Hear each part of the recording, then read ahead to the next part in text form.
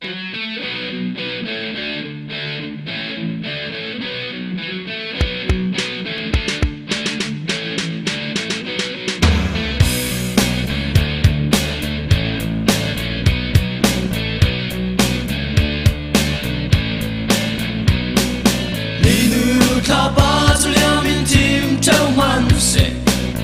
mà môi tên ăn xóa lẽ sao treo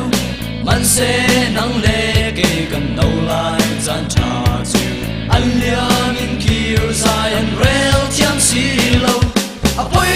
tin trầm man đi giật nem lâu lâu lại ra hoa liam nước trong tu này xí lâu thấy nát lâu ra này lâu in một lâu lại Jerusalem qua lao ngầu tê tàu bay xuống lối na ra mu tu trắng thơ lâu nằm lê cây cần sàn trà Giêsu mang xe cần nâu lại sàn trà để cha lại lê ba qua lại Giêsu mà là tu lưng chiang in na thôn ta si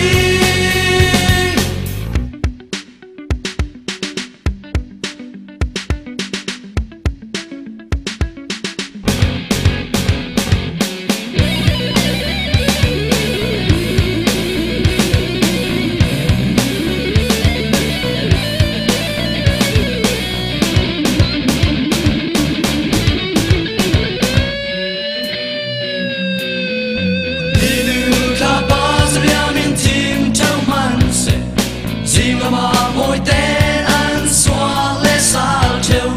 man sẽ nắng lệ kề gần đầu lại gian trà chiều anh liam in kia dài anh rel chăm xí lâu à bấy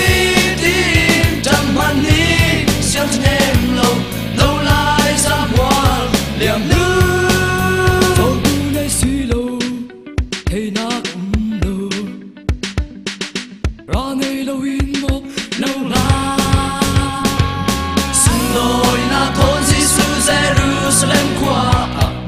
lao ngầu tê tàu bay xuống lối na ra mu tu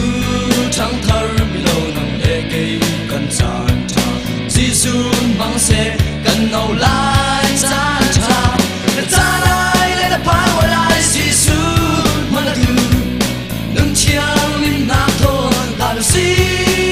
trong tu này xí lâu thấy nát lâu ra này lâu in một lâu lại bấy tin trầm man đi giật nem lâu